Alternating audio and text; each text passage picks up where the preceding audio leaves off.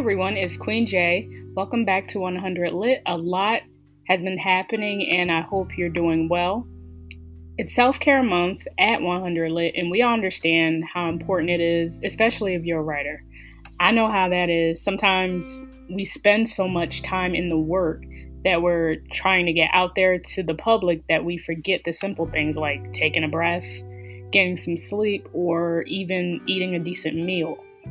And when you're publishing independently, while you have the help of a team, you might have the help of a team or at least one other person, many times you're doing the brunt of the work from marketing the final product alone.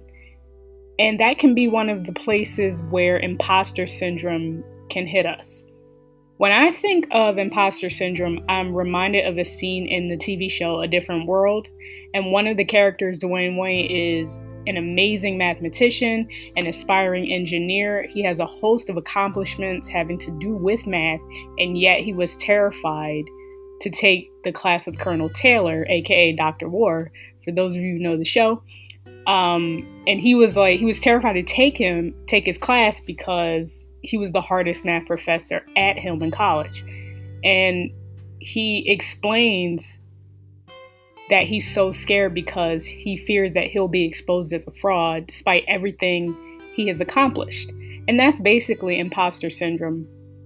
You're not only doubting yourself, but you fear that despite all the good things you've done, it isn't enough and you'll be exposed as some sort of fraud. Recently, I gave a listen to a recent episode from this podcast called The Melanin Project, and it's a podcast that's devoted to self-care and improvement. And I listened as the host, Melissa, talked about how imposter syndrome comes up primarily when we experience a new challenge.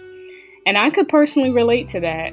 I'm currently an English professor, so my job is basically presentation and public speaking. I am not a public speaker. I'm primarily an introvert and I'm very much fine with it. I have my introvert bubble and I let very few people into it. So when the opportunity to teach English presented itself, I was understandably nervous. And then I recalled something that my faculty chair, my faculty committee, my family, and my friends had shared with me before I presented my dissertation during my doctorate program.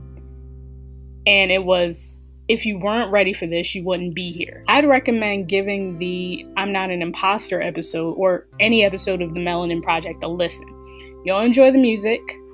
And the host is extremely personable and laid back, like talking to a good friend of yours. And sometimes that's what you need, positivity. And Melissa's energy is that positivity personified.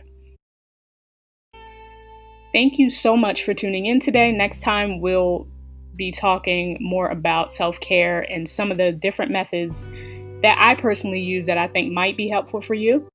If you follow me, you know that I've recently reviewed the audiobook Angel of a Madman by Ricky Gergoni and narrated by Steve Costello. To check out that review, to keep up with what I'm reading or writing, be sure to follow me on Instagram at QueenJReads and visit the website queenjreads.com. I also post my book reviews on BookBub, Amazon, and Goodreads, so you can check them out there too. Right now, I'm currently listening to another audiobook called Winter Flower. It's by Charles Sheehan Miles and narrated by Erica Cockerham. Also, the next story in my middle grade Wicked Unearthed series, Wicked Dreams, will be out at the end of this week, and I'm looking forward to sharing both with you very, very soon. In the meantime, take care of yourself, take care of each other, and enjoy the books that bring you life.